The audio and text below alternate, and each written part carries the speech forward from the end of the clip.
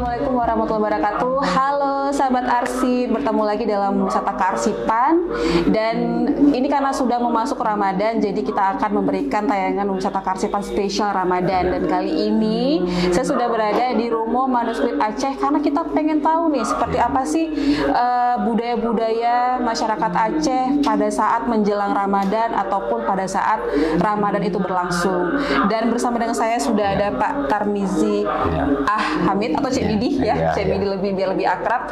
Beliau adalah pemilik dan pengelola dari Rumah Manuskrip Aceh dan beliau menyimpan semua manuskrip, lebih kurang ada 600 ya Cik ya, manuskrip di sini, dan hampir semua bidang keilmuan ada di sini. Tapi hari ini kita ingin membahas soal tadi Cik, soal apa saja sih dalam bulan Ramadan. Iya, kita ingin tahu seperti itu Cik.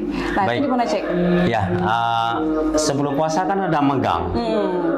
Sebelum puasa ada 2 hari megang. Itu tersebut dalam naskah. Dalam naskah adalah kanun kota alam. Nah, itu disebutkan. Itu disuruh penuhi kebutuhan-kebutuhan untuk orang banyak, terutama kaum-kaum duafa dan fakir miskin. Itu harus pasti. Itu kanun negeri yang dibuat oleh para ulama, para sultan pada abad-abad ke-17. Persisnya waktu Sultan Iskandar Muda. Kemudian dalam Ramadan, para ulama Aceh, para intelektual Islam di Aceh, suatu momen untuk digunakan yang paling efektif ya, untuk digunakan untuk membuat karya manuskrip. Misalnya kita membuat karya penulisan sekarang, jurnal dan sebagainya, membuat karya manuskrip. Kemudian ada manuskrip yang harus ditulis ulang dalam bulan Ramadan itu. Misalnya manuskrip yang sudah hancur tadi itu, tapi akan ditulis ulang untuk memperpanjang umur dari naskah itu sendiri.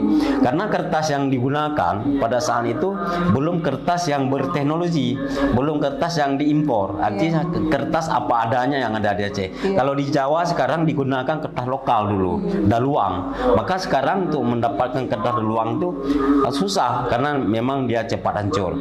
Tapi Aceh mengalami sedikit kemajuan, memesankan kertas dari luar negeri untuk menulis naskah-naskah paling banyak ditulis dalam bulan Ramadan. Nah, apa saja naskah yang ditulis dalam bulan Ramadan? Kita pengen lihat nih, Cik. Naskah yang ditulis dalam bulan Ramadan, pertama, ini ditulis dalam bulan Ramadan juga. Ini naskah Mirratut Tulab, cerminan untuk para pemimpin atau kadi. Nah, ini ditulis dalam bulan Ramadan, tulis dalam bulan Ramadan. Kemudian kalau Siratal Mustaqim bukan ya, tapi Mushaf Al-Quran ditulis dalam bulan Ramadan. Kemudian ada naskah lainnya yang ditulis dalam bulan Ramadan, Bidayah Al-Mutadi dalam bulan Ramadan. Kemudian Katrun Nida berupa nahu, berupa sastra dari teks sastra penulisan itu juga ditulis dalam bulan Ramadan. Kemudian banyak naskah ditulis dalam bulan Ramadan lainnya berupa dia anjuran atau pantangan atau fikih-fikih untuk haji. Itu ditulis dalam bulan Ramadan. Kemudian panduan-panduan, kemudian nasihat-nasihat, kemudian nazam-nazam Aceh juga banyak naskah ditulis dalam bulan Ramadan.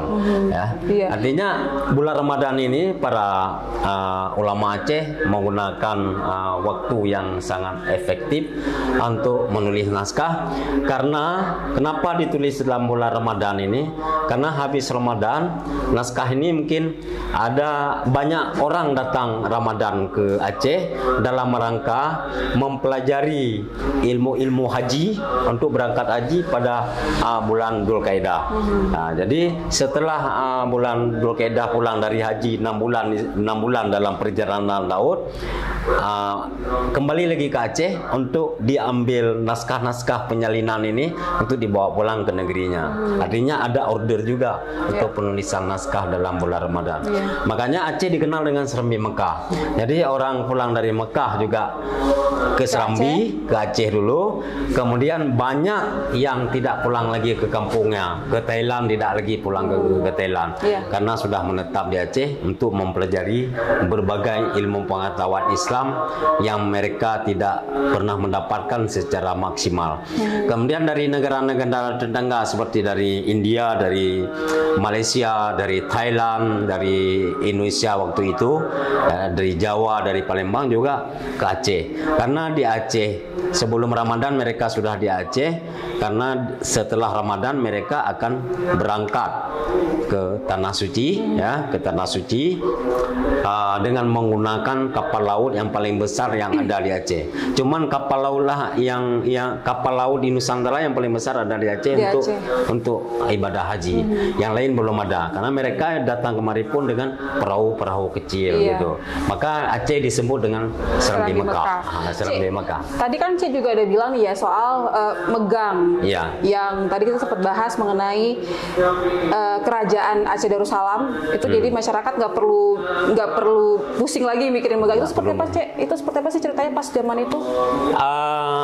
Dia kan 1 bulan sebelum Ramadan ini kan sudah didata semua. Sudah didata mana berhak menerima, mana kaum-kaum yang zuafa, fakir miskin, para janda ini akan dibiayai oleh negara. Ini didata oleh KESI. Maka KESI di Aceh ini berada di bawah Sultan. Dan KESI di bawah Sultan. Artinya biar Sultan mudah mengontrolnya. Jadi sebelum 1 bulan sebelum Ramadan tiba, ini sudah terdata semua. Jadi magang itu disediakan kain sarung, disediakan keperluan untuk ibadah Ramadan, kemudian memegang disediakan daging-daging, kemudian beberapa dirham sesuai dengan status sosialnya. Artinya mereka dalam Ramadan itu mereka sudah pasti beribadah dengan nyaman dan tenang. Kemudian dilanjutkan lagi dengan hari raya Idul Fitri, hari raya Aidil Adha, sama juga perlakuan seperti itu.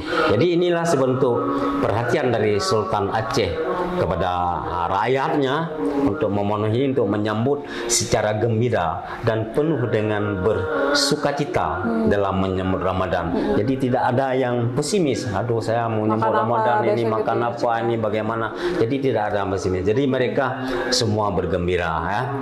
Jadi sekarang ada juga kan, magang ada juga sekarang. Cuman mungkin belum begitu maksimal. Tapi kita apresiasi, ya, apresiasi. Kita mengharapkan para anak yatim, para janda, para kaum duafa yang tidak, para yang cacat itu, yang tidak mungkin lagi mencari rezeki, tidak mungkin lagi mempersiapkan kebutuhan untuk Ramadan, pemerintah akan menyediakan seperti itu. Kita harapkan bentuk inspirasi daripada produk-produk budaya lama tentang hukum ini. Nah, itu yang digunakan menjelang Ramadan. Kemudian Ramadan di Aceh,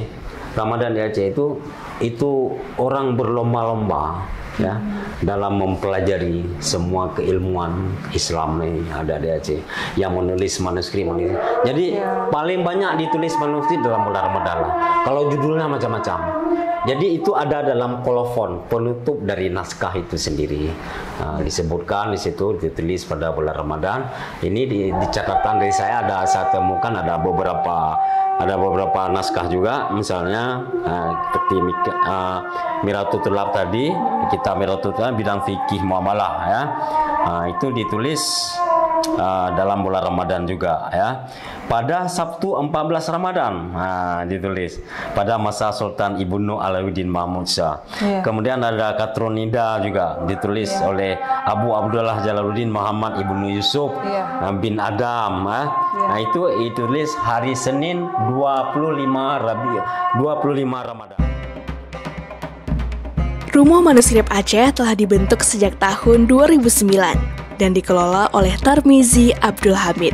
Terdapat beberapa koleksi manuskrip, kitab-kitab yang berisi beragam materi seperti ilmu tasawuf, agama, astronomi, psikologi, sejarah, tauhid, hukum fikih, perbintangan, dan juga ilmu pengobatan. Selain itu, terdapat beberapa hikayat-hikayat beraksara Arab Jawi dan umumnya menggunakan bahasa Melayu yang ditulis dalam bahasa Aceh. Koleksi tersebut terus terjaga hingga saat ini, yang kemudian nantinya akan menjadi warisan budaya, tradisi, dan nilai yang diturunkan kepada generasi kini ke generasi yang akan datang di kemudian hari.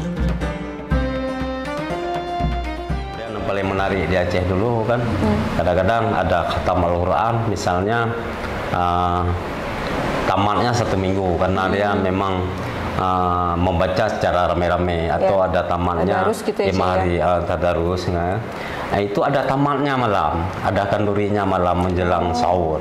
Jadi ada kanduri menjelang sahur di menasah masing-masing di desa itu, artinya kanduri tamat. Tamat apa? Tamat Al-Quran. Begitu populernya dalam mensiarkan mengoptimalkan waktu Ramadan itu untuk digunakan untuk hal-hal yang berkaitan dengan Ramadan. Kemudian orang Aceh dalam Ramadan itu, dalam naskah pun ada disebutkan, ada beberapa dari Nazam Aceh itu dalam bahasa Aceh itu menyediakan makanan yang enak-enak, yang bergizi-gizi itu. Itu saat bulan puasa. Saat bulan puasa. Makanya kalau sekarang kita lihat berbagai macam corak kuliner yang ada, ya. yang ada di Aceh ini, yang disediakan di Aceh ini adalah untuk bermanja ya, dengan makanan yang bergizi untuk dalam hal untuk berbuka puasa. Cuma orang Aceh dari dulu sampai sekarang dia lebih suka, lebih gemar berbuka puasa secara berjamaah, secara rame-rame. Bukber ya, bukber. Misalnya di masjid sekarang kan disediakan penganan-penganan atau bahan berbuka itu yang bergizi, ada kanji, yang khas itu, Nah, itu disediakan makanan. Jadi makanan disuruh bawa ke masjid adalah makanan-makanan berbuka puasa yang enak-enak, yang mewah-mewah, dan yang besar-besar. Artinya ada orang-orang yang mungkin tidak ada kebutuhan di rumahnya, tidak mencukupi kebutuhan, dia bisa ke masjid. Artinya beribadah dalam bulan puasa ini sangat harus menyenangkan. Nah, ini yang dianjurkan oleh orang-orang dulu, kan? Nah, kemudian malam aktif dalam masjid, tadarus dan sebagainya. Tapi yang perlu kita pahami di sini dalam bulan Ramadan, orang Aceh dulu dia terus berbenah diri, introspeksi diri dalam hal-hal kajian-kajian Islam, semembet dan sebagainya. Kemudian buka puasa seperti yang saya jelaskan tadi, ada makanan-makanan yang memang untuk menguatkan tubuhnya selama bulan Ramadan. Artinya di Aceh ini kan ada Iebu Pedah. Iebu Pedah artinya kan ada berbentuk bubur itu yang sudah mempunyai bumbu di dalam itu untuk mengobati lambung, untuk herbal, ya. Nah, itu disediakan di Aceh itu. Artinya kampung itu meriah sekali dalam bulan Ramadan.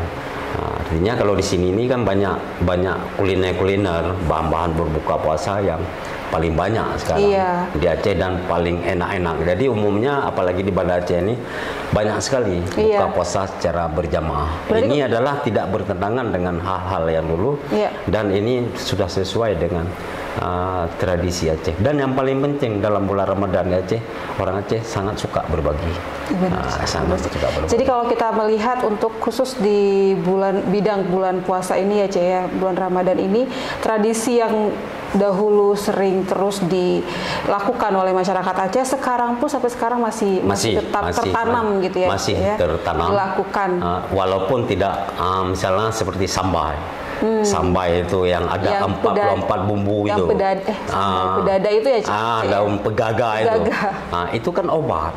Itu obat itu, obat selama kita berpuasa walaupun tidak lengkap.